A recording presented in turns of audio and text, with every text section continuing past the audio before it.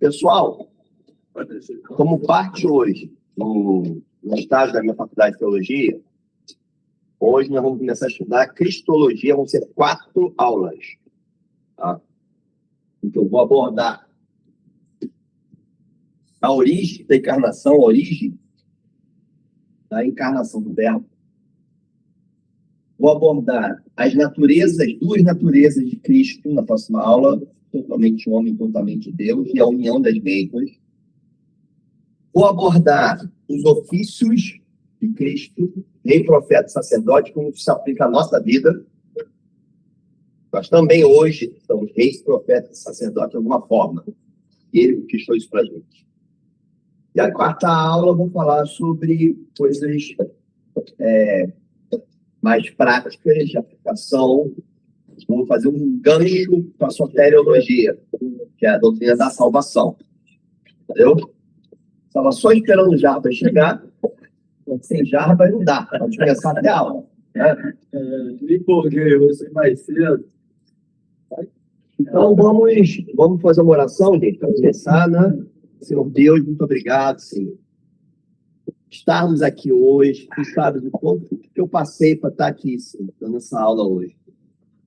Como foi, quantas lutas eu tive, quantas dificuldades eu tive que ultrapassar, Senhor, mas apesar de toda a indignidade do ser humano, Senhor, pela sua misericórdia, a gente consegue estar aqui expondo a sua palavra, estudando mais de ti, conhecendo mais de Jesus.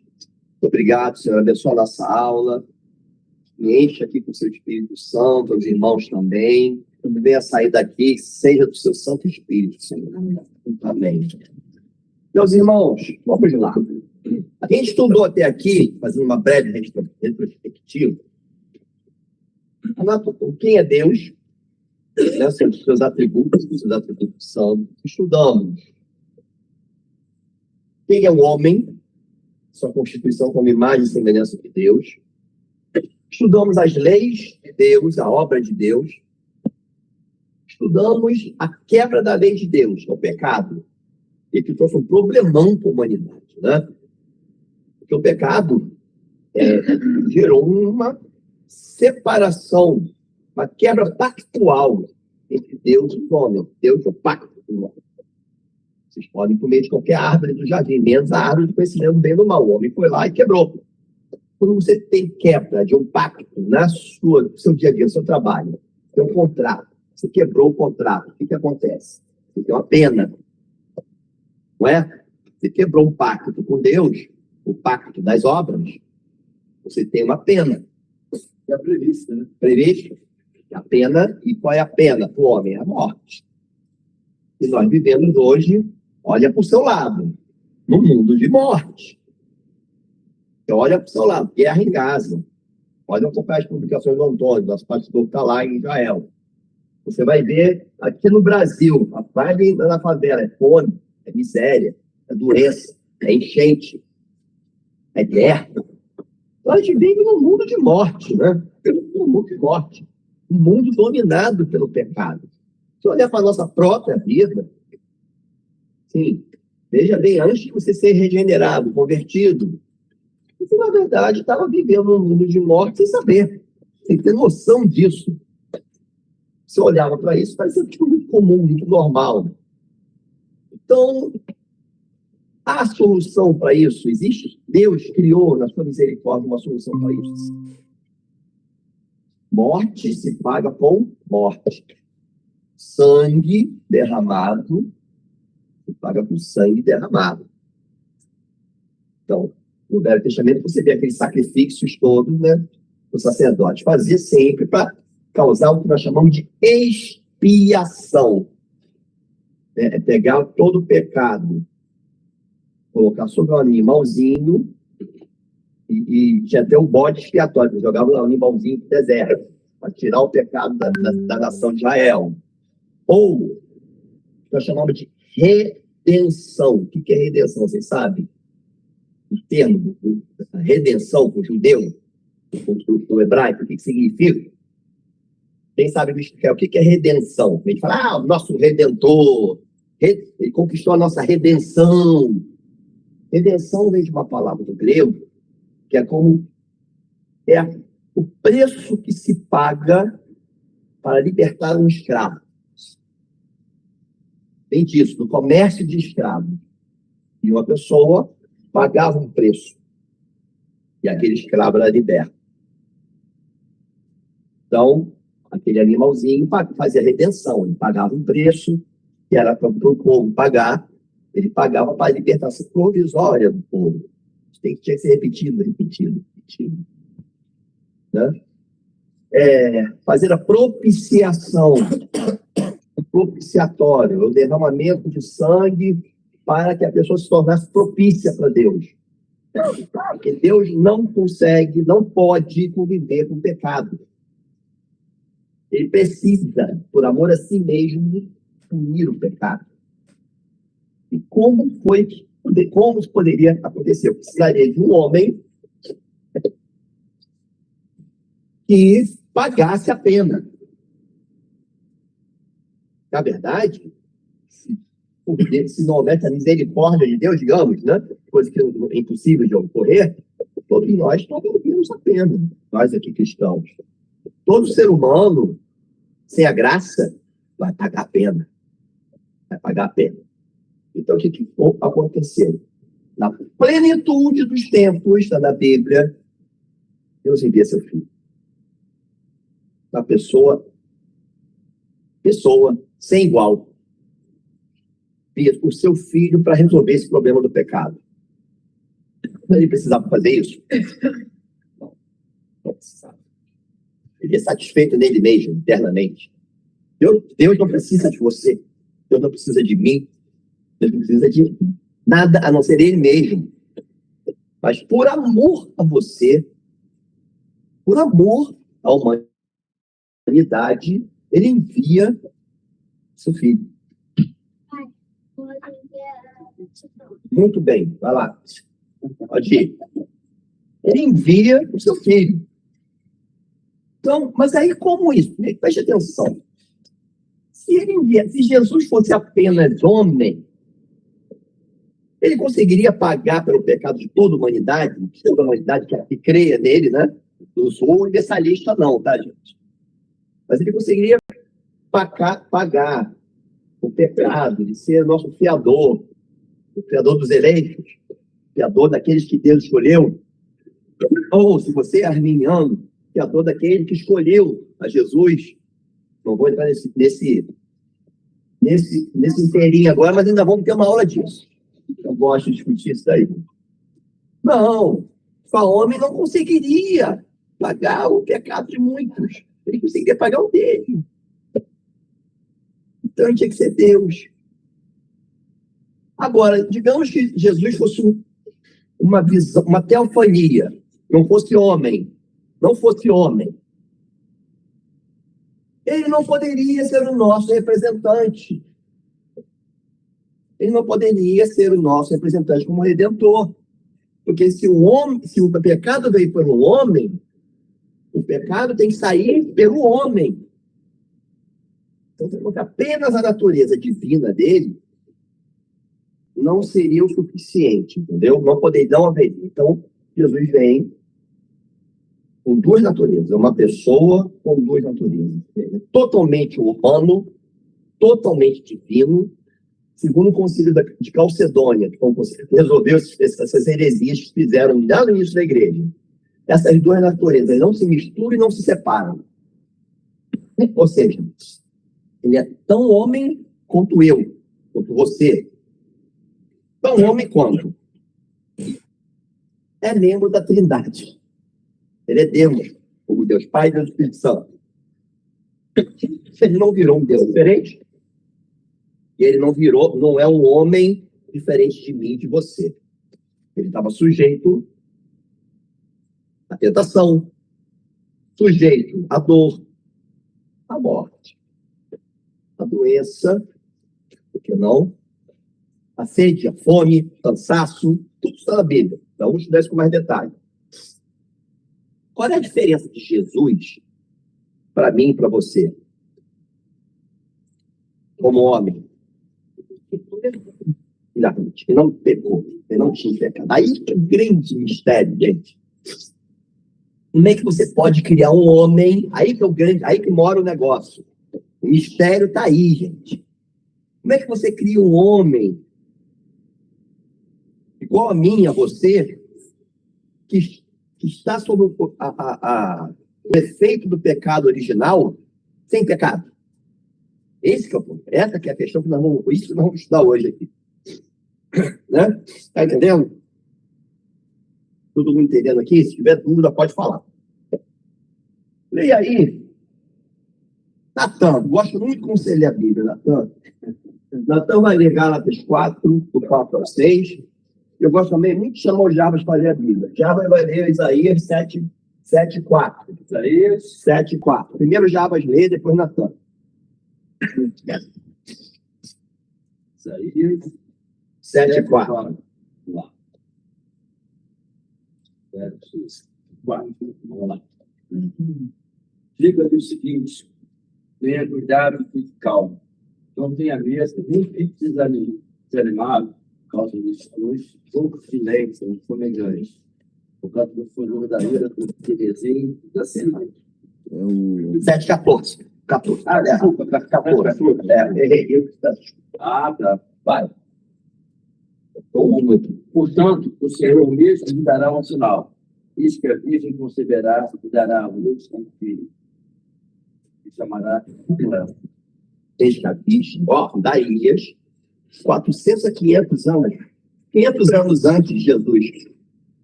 Diz que a virgem conceberá e dará um nome ao filho. E ele se chamará Emanuel, que significa Deus conosco. Na verdade, aí a palavra virgem no hebraico é alma, que na verdade traduzem como virgem, porque o entendimento do tradutor, mas o alma no hebraico, ele significa mulher jovem. Só que a mulher jovem, judia, era virgem. E pelo contexto, né? Se for ver do Novo Testamento, se traduz como virgem. Ou seja, Jesus aqui, nós estamos tendo uma profecia. Jesus, né? Deus que salva, né? O Emanuel, Deus conosco, seria concebido uma concepção miraculosa, sobrenatural. A concepção dele. O nascimento foi igual ao nosso. A concepção sobrenatural. Leia aí, Natan, Gálatas 4, 4 a 6. Mas quando chegou a plenitude de Deus enviou o seu filho, nascido de mulher, nascido sob a lei, para resgatar os que estavam sob a lei, a fim de que recebêssemos a adoção de filhos. A adoção de filhos. E porque vocês são filhos, Deus enviou o Espírito de seu Filho ao nosso coração. E esse Espírito clama: Abba, Pai. Ó, que lindo, né? Deus enviou o seu Filho. Ou seja, aqui nós temos uma declaração de Paulo. Jesus, na plenitude dos tempos, foi um evento mais importante de toda a história da humanidade, desse dia, né? Da encarnação. Filho de Deus. Paulo declara: Deus enviou o seu Filho. Não é que Deus tenha criado Jesus. Jesus é Deus, é o Verbo eterno. Consideramos ele eternamente gerado. Ou seja, ele é membro da Trindade. Nós estudamos Trindade aqui. Ele é membro da Trindade. Deus Pai, Deus Filho e Espírito Santo. Existiu eternamente com Deus. Todas as coisas foram criadas pelo seu poder. Ele é o Verbo. Né? E Deus envia o seu Filho. Deus. Há uma declaração de Paulo aqui clara. Jesus é Deus. É Deus. Mas nascido de mulher. Se ele é nascido de mulher, gente,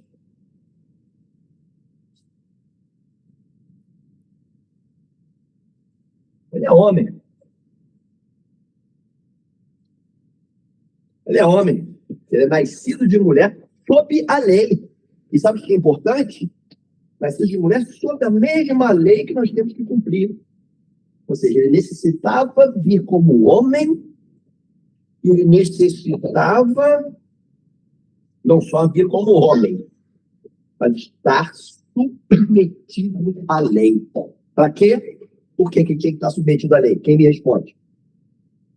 Pedro, que nem o cordeiro, né? Ele não vinha como um animal sem mácula, sem pecado, sem erro, para quando ele fosse pagar o preço daquele fiador, ele era fiador, né? Ele pagava. Cordeiro tinha que ser sem mácula. Exatamente. Jesus, ele veio que nem um cordeiro, ele veio sem pecado e tudo mais, para quando ele morrer pela gente, ele levar com ele tudo isso. Exato, mas por que tinha que ser sob a lei?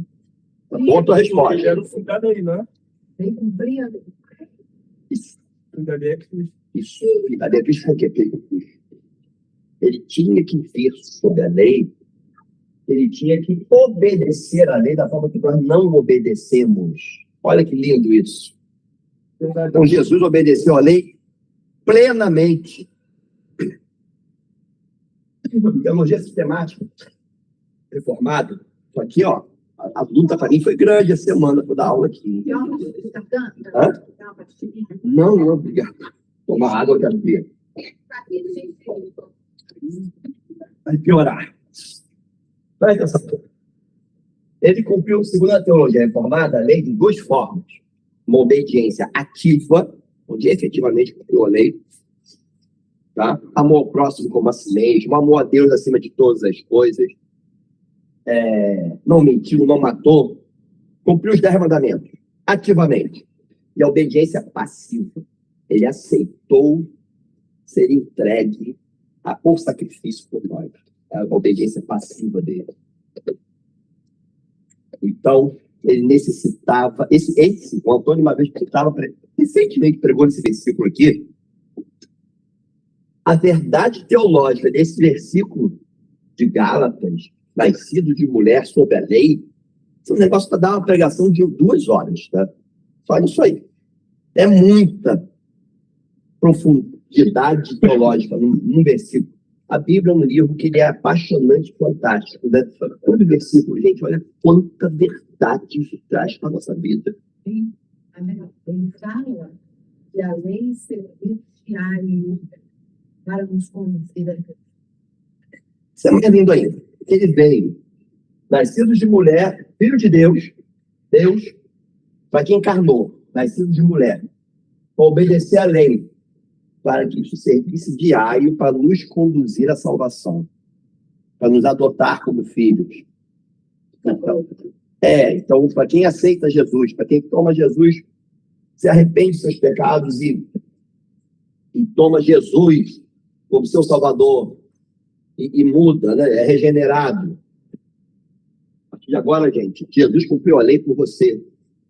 Não que você não tenha que tentar cumprir a lei em toda sua força. Ele cumpriu a lei por você. E você recebeu a justiça dele. E nós chamamos isso em teologia, uma coisa que eu não vou debater aqui muito, que é quando eu der a doutrina da salvação, que vão ser 4 ou 5 aulas, nós chamamos de justificação. Coisa em teologia que nós chamamos de justificação. Você passa a ser justo perante Deus, não pelos seus próprios esforços, né, pela obediência de Cristo, pelo sacrifício dele na cruz. Então, entendendo que tinha que ser homem, tinha que ser Deus. Por quê? Porque para ser nosso representante, ele tinha que ser homem. Mas para conseguir salvar muitos, ter esse poder, isso é um poder. Para ter poder de salvar muitos, tinha que ser Deus. Ao mesmo tempo, sem mistura e sem separação. Porque tinha algumas heresias que separavam. Ora Jesus era homem, ora Jesus era Deus. Isso é uma heresia. Heresia, quando você coloca uma afirmação teológica que não é corroborada por esses textos. Por exemplo, concepção virginal de Maria, a impecabilidade de Maria é uma heresia. Porque não está na Bíblia. Tem nada na Bíblia aqui. Isso é uma suposição, um dogma católico. É uma heresia. Existiam alguns, por exemplo, que falavam que Jesus nunca foi homem, que ele era uma imagem. O arianismo. Ele era uma imagem. Outros, Nestório, chamavam, não, que ele só era homem, que ele era um homem sob influência grande do Espírito Santo. Então, o Concílio de Calcedônia veio e resolveu isso. Ele é 100%, totalmente, plenamente homem, 100%, totalmente, plenamente Deus, sem mistura e sem separação. Agora, como você explica? Deus é onipresente. O homem não consegue ser onipresente. Ele era onipresente como Deus, mas não conseguia ser onipresente como homem. Essa junção, nós vamos ter uma aula só disso, tá? Sobre a união das duas naturezas numa pessoa. Na próxima aula vai ser só disso, a discussão, porque teologicamente, muitas vezes é impossível. A nossa capacidade finita abraçar isso, tá? Pelas escrituras, a gente tem um momento que diz que só o Pai sabe a hora em que ele voltaria. Ele não sabia, porque ele é homem. Mas ele conhecia, sondava o coração das pessoas. Ele sabia o que o sujeito estava pensando, estava sondando ali, estava pensando, a intenção do coração. Só Deus pode fazer isso. Então, tem um homem e Deus. Ele venceu a morte. Ele ressuscitou morto. Mas na condição de homem, comendo o Espírito Santo, a gente não pode entender que é o Espírito Santo dele, enquanto homem, que dá para certas... Isso nós temos que tomar muito cuidado, tá? Sim, como Deus, havia uma ação grande do Espírito Santo na humanidade dele, desde a concepção dele. Mas, por outro lado, ele também, como Deus, ele tinha o poder de fazer isso. Ele tinha o poder, ele era Deus. Mas havia uma ação grande do Espírito Santo na humanidade dele. Grande. Tanto é que ele não pecou. Né? Eu vou falar agora. É isso aí, mas tem que tomar muito cuidado. A gente não falar heresia, entendeu? Isso é complexo. Né? Vamos lá. Vou querer... Quem vai querer ler agora aqui, da geração calvinista? Quem quer ler a Bíblia? Você quer ler a Bíblia? Vamos falar. Eu quero botar esse pessoal para ler a Bíblia. Tem que aprender, tem que ler Bíblia todo dia, filho. Né? Lucas 1, do 25 ao 38. Eu vou falar verso a verso, praticamente isso aí, tá? Até o fim. Lucas 1, do 26 ao 38.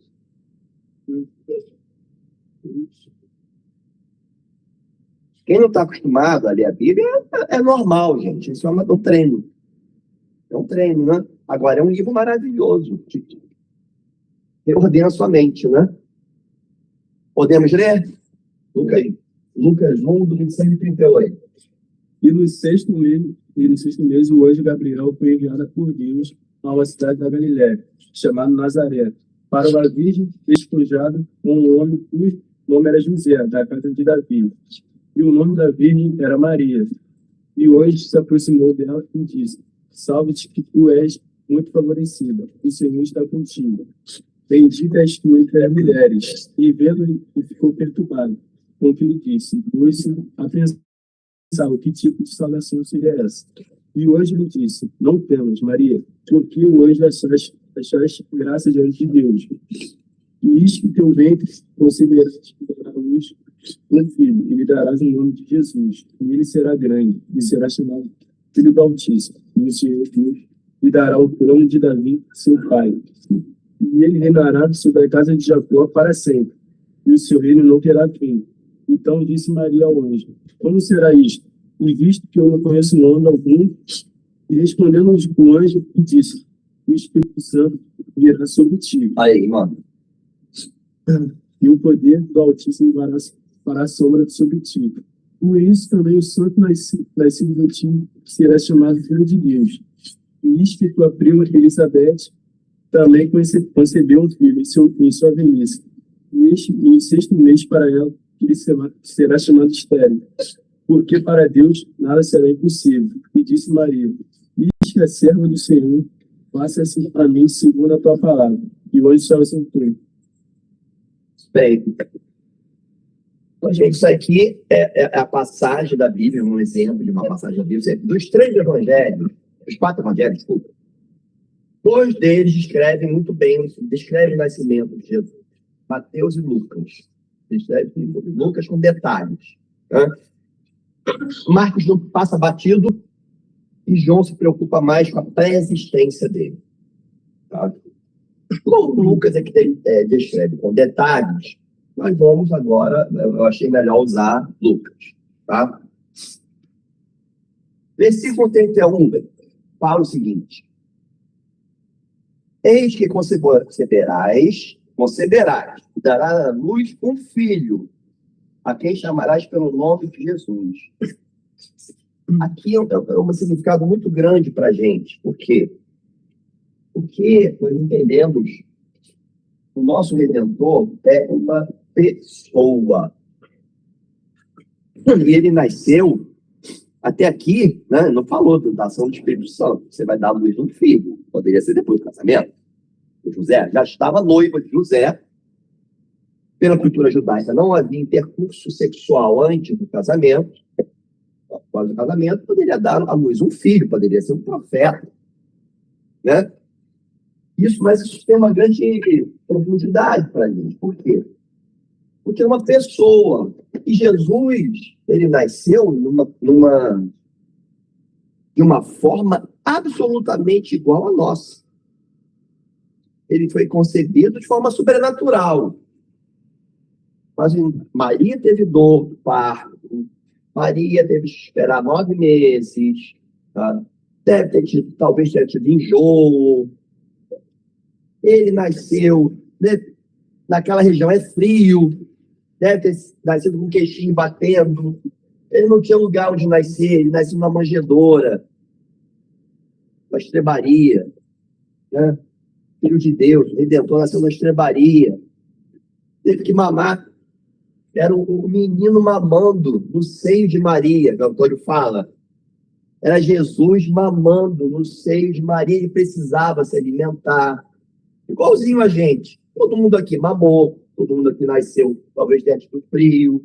Tenha tido cianose nos dedinhos. Ele teve cianose nos dedinhos. Cianose é ficar roxinho. Aí é médico falando, né? Entendeu? Jesus é uma pessoa que nasceu como nós. Então, a gente não pode pensar que Jesus, na sua humanidade, nosso Deus homem, quer ser uma pessoa diferente de você, diferente de mim, é uma pessoa igual. Igual, é um ser pessoal. A pessoa, nós chamamos em teologia de subsistência. Isso é um termo complicado em teologia, a gente chama de subsistência à pessoa. A natureza da pessoa é substância. Então, por exemplo, na Trindade, nós temos 3 pessoas, 3 subsistências, uma substância divina.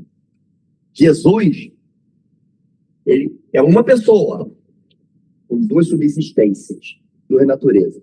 Tem termo complicado, Bavinck, que escreveu isso, um teólogo holandês, nós gostamos muito até aqui, Pedro adora, Antônio também ama.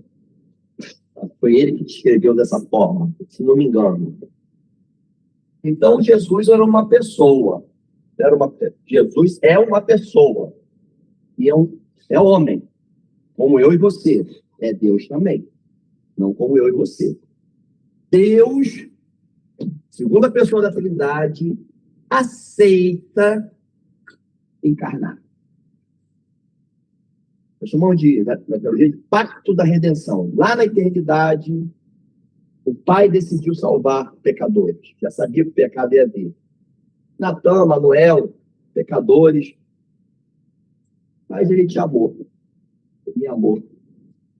Ô, meu filho, você vai, no momento, na plenitude dos tempos, você vai encarnar. Você vai encarnar, você vai sofrer na pele. Tudo que passar na pele, tudo que Natan e Manuel passam nessa vida, vai sentir dor, vai sentir sede, vai sentir fome. Você vai para a cruz para salvar Natan e Manuel. Um dia eu vou enviar meu Espírito Santo para regenerar o coração deles, vai transformar o coração deles e eles vão se arrepender e vão te aceitar. Entendem isso? Deus aceita, Deus Filho, né? A segunda pessoa da Trindade, aceita vir ao mundo para te salvar. Essa é a maior história de amor que existe. Né? Aí, lê para mim aí, alguém lê para mim o versículo 32 e 33. Este será grande e será chamado Filho do Altíssimo. Deus, o Senhor, lhe dará o seu trono de Davi, seu pai. Ele reinará para sempre sobre a casa de Jacó, e o seu reinado não terá fim. Ele será chamado Filho do Altíssimo. Ele reinará para sempre. Ele será Deus. Ele é Deus. Esse filho, Maria, que você vai ter, não é um filho especial, não. Assim, é um filho especial, mas ele não é um filho assim qualquer. Ele vai ser importante na história. Lê de novo. Este será grande e será chamado Filho do Altíssimo. Filho do Altíssimo. Deus, o Senhor, lhe dará o trono de Davi, seu pai. Ele reinará para sempre sobre a casa de Jacó, e o seu reinado não terá fim. Tudo aquilo que o Velho Testamento apontava, esperava do Messias, Filho de Deus, está na plenitude dos tempos acontecendo. Virá, vai nascer o Rei, o Filho do Altíssimo. Essa declaração, gente, aqui é uma pessoa, mas ele é Deus. É Deus, e é Deus que vai abrir um dia, ele vai voltar e vai criar um reinado eterno, um reinado de paz. Eterno. Sabe? Um reinado para sempre, entendeu? Então, nitidamente, Maria, como um dia entendeu, o que viria dela seria divino. Seria Deus, próprio Deus. Né? Aí você tem uma questão, uma polêmica teológica, né? Até no Concílio de Calcedônio, que chamam Maria de Mãe de Deus. Assim, Mãe de Deus, no termo da palavra, não pode. É Theotokos. Theotokos, no grego. Porque Deus não pode ter mãe. Deus é eterno. Ele é autoexistente. Deus não nasceu. Agora, mãe do Deus homem, né? A mãe da humanidade de Jesus, ou seja, o componente genético dele veio dela. Realmente, esse ponto é uma pessoa importante. Tá? Bem-aventurado. Olha, se a maioria das mulheres seguissem mais o exemplo de Maria, de obediência, dedicação dela, o mundo seria melhor. Né? Isso é uma verdade. É um exemplo para as esposas. Os homens também. Calma. Calma. Polêmica, mas os casamentos seriam melhores. Vou apanhar hoje. Lê aí para mim, Colossenses 1, do 13 ao 17. Carlos, Colossenses 1, do 13 ao 17. Do 13 ao 17. Vamos lá. Ele nos libertou do poder. Olha isso aqui, gente. Ele nos libertou do poder das trevas e nos transportou para o reino do seu Filho amado, em quem temos a remissão dos imagem do Deus invisível, primogênito de toda a criação, pois nele foram criadas todas as coisas, céu e da terra, as visíveis e invisíveis, sejam tronos, sejam soberanias, quer principados, quer potestades. Tudo foi criado, veio dele para ele. Vocês afirmam que ele é a imagem do Deus invisível. Né? Deus é invisível, Deus é espírito. A melhor forma de você ver a Deus, Jesus, é através de Jesus. E como ele ainda tem um corpo até hoje, ele não deixou de ser Deus nem homem. Após a ressurreição e a ascensão, ele ainda é homem. Você vai ver ele face a face. vai vê-lo face a face.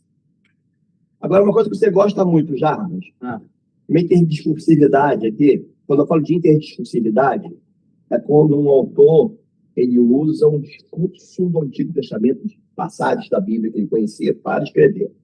Paulo usa muito porque ele era conhecedor do Antigo Testamento. Quando ele diz que Jesus é a imagem do Deus invisível, de alguma forma ele está falando da humanidade dele também. Nós não somos imagem de Deus, como Jesus. Mas como é que o homem foi criado, hein, gente? A imagem e semelhança de Deus. Olha que legal. E ele é a imagem do Deus invisível, porque ele é Deus. Mas assim como o homem foi criado à imagem e semelhança de Deus, a humanidade de Jesus também é imagem e semelhança de Deus, como nós, nossa. Então, a partir do momento em que o verbo de Deus encarna e se torna imagem e semelhança de Deus, na sua perfeição plena,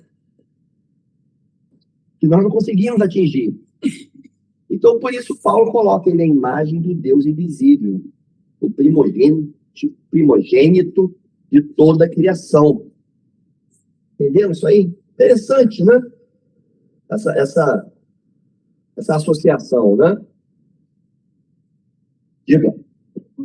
Isso aí. Então, o fato de ser descrito como a imagem do Deus invisível é por causa dos atributos que vieram e encarnaram na humanidade dele. Porque o Adão era a imagem e semelhança de Deus. Sim. Ele não tinha a mesma poder e... Ele não era Deus. Não era Deus. Será que seria por isso? Eu acho que no pensamento... Veio tudo junto, veio a onipotência, a onisciência. O homem, Jesus, não era onipotente, onisciente, homem. Mas o Deus, Jesus, sim. Tá? Acho que Paulo, quando nos fala a imagem do Deus invisível, é o Deus encarnado. Entende? É o Deus encarnado. Então, você conseguiu enxergar na forma humana Deus. Porque ele é Deus homem, entendeu?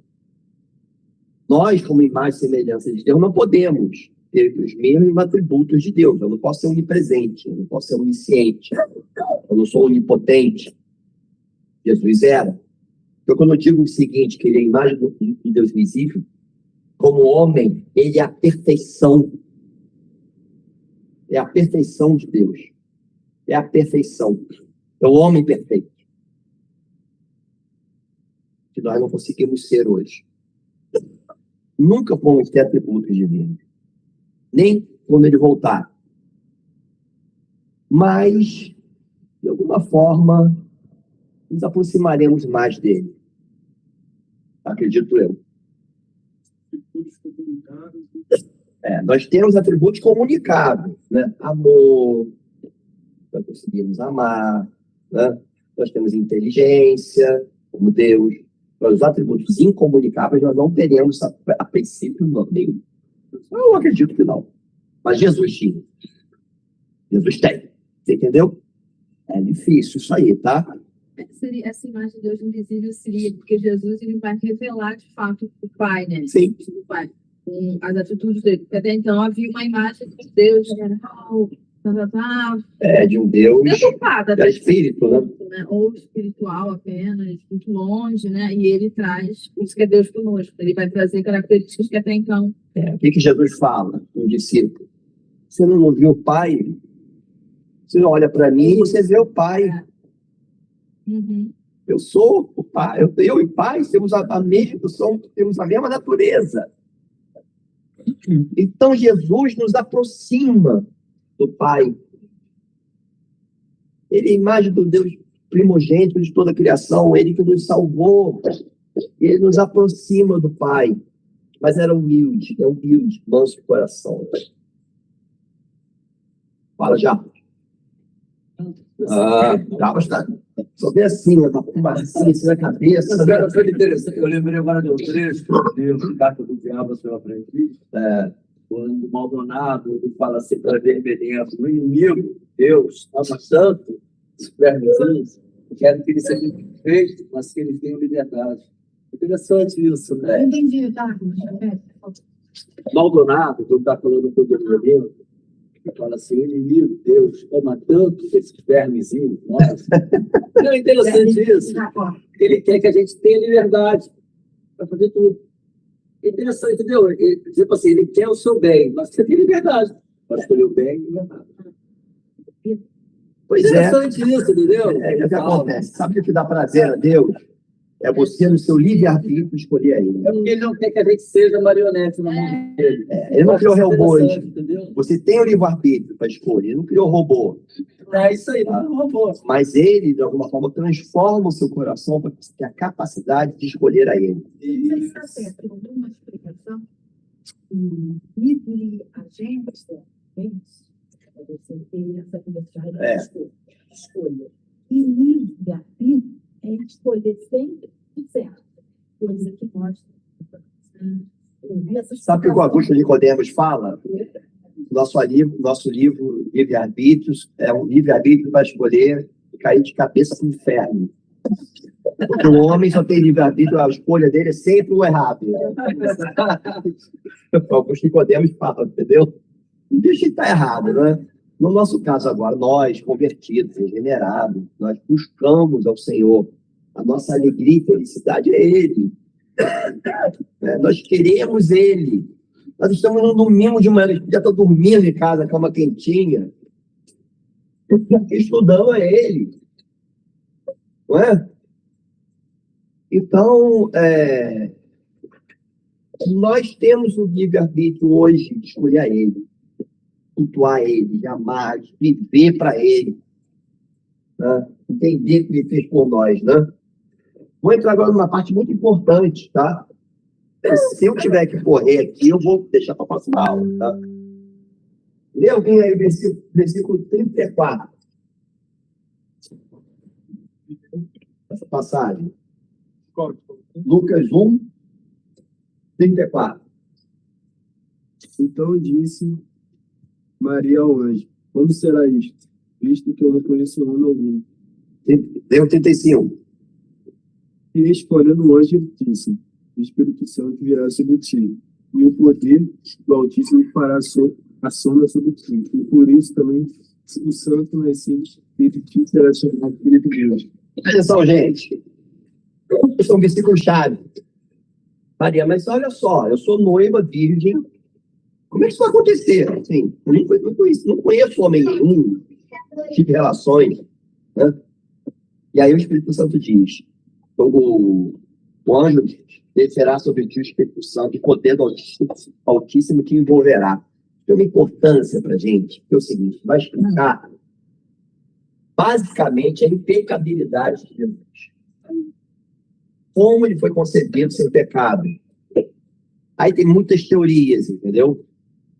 Muita gente acredita que a concepção de Jesus sem pecado é que ele não recebeu a herança genética de Adão, de homem. Mas, dessa forma, sim, lógico que você pode até considerar... Olha, uma pergunta, posso chegar a dizer, afirmar que Maria não conheceu o pecado? Que ela não conhecia o pecado? Não existe qualquer passagem da Escritura que afirme isso, entendeu? Não existe qualquer. Como é que o Jesus, o Filho de Deus, sem pecado, pode ter sido concebido num ventre pecaminoso? O padre já me perguntou isso uma vez, tá? Aí eu vou responder com um versículo: para Deus nada é impossível. Para Deus nada é impossível. Mas atua através da gente. A verdade, o que a gente acredita, assim, que Calvino defende, que os reformadores defenderam, é o seguinte: a impecabilidade de Jesus se deu através da ação do Espírito Santo na carga genética do óvulo de Maria, purificando. Como você falou, que era a ação do Espírito Santo da vida dele, houve uma ação miraculosa, sobrenatural na concepção dele, gerando um óvulo, uma carga genética liberta do pecado. Assim, para levar em consideração que Deus dá existência aquilo que não existe, isso aí para Deus. Cara, você falou agora um negócio, parabéns. parabéns pela sua colocação. Perfeito. Inteligentíssima a sua colocação. Porque olha só, é o que eu ia falar aqui. O que tinha que ser virginal a concepção? Primeiro, foi sobrenatural. Não tem como entender muito bem isso, mas houve a ação do Espírito Santo no óvulo de Maria. Segundo, que ele tinha que ser como Adão. Ele não é o substituto de Adão? Ele não é o segundo Adão? Como é que Adão foi gerado? E aí, já? Gênesis 3:19. 3:19. 3:19. Fica na sua Bíblia aí. 3:19. Isso. Do suor do teu rosto você comerá o seu pão, até que volte à terra, pois dela você foi formado. Se você é pó, que ao pó voltará. O Espírito Santo, Deus, a Trindade Santa, criou o homem da onde? Do pó da terra. Por ação do Espírito Santo. Como é que Jesus foi criado? Por ação do Espírito Santo. Com a informação teológica linda que isso traz para a gente, ele pode ser nosso segundo Adão. Ele foi gerado como Adão. Ele não foi gerado por uma concepção natural. Paulo fala isso. Exatamente, né?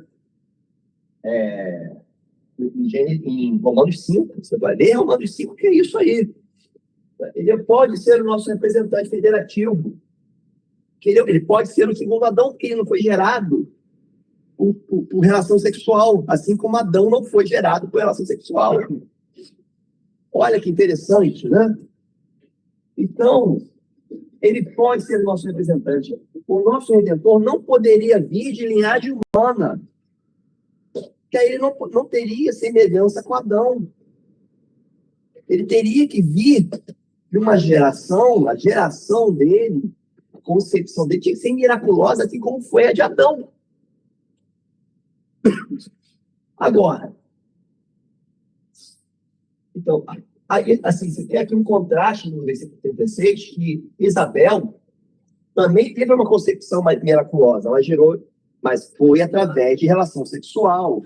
Então, João Batista fala o quê? Eu não sou digno de desatar as sandálias dele. Achavam que João Batista era o Messias. Não. Ele tinha noção disso. Eu não sou digno de desatar suas sandálias. O Messias, ele teria que ser sem pecado, concebido pelo Espírito Santo, gente.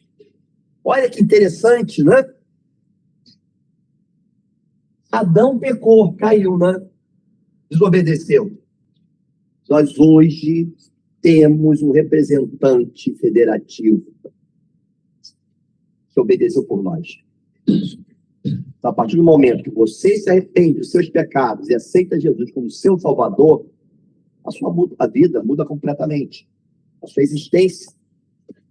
Hoje, nesse mundo de morte, de dor, você é justo perante Deus.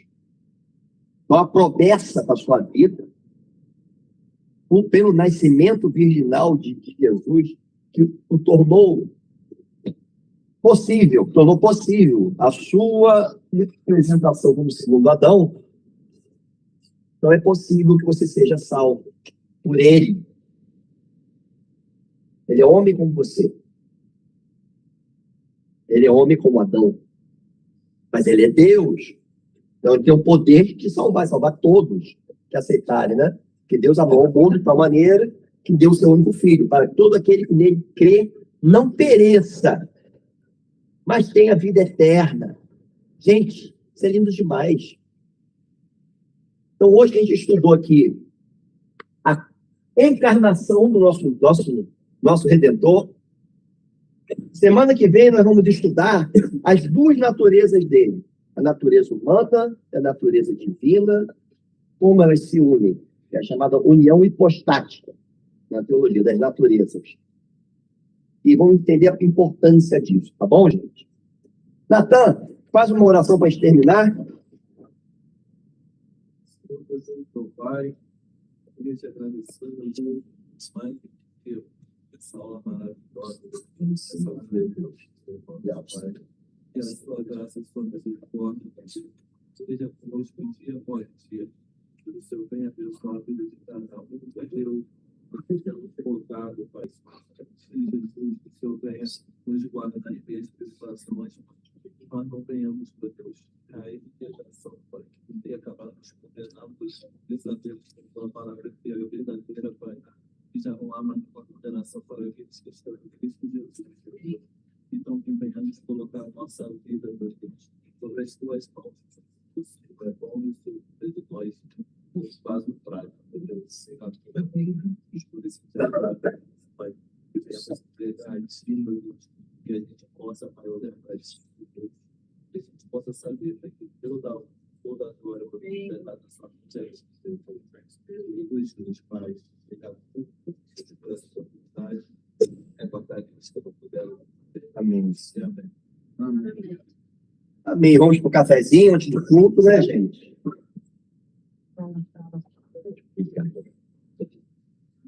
Tchau, pessoal. Tchau, Márcio. Bom culto. Abraço aí, pessoal. Tchau, fiquem na paz. Fica na paz, meu irmão.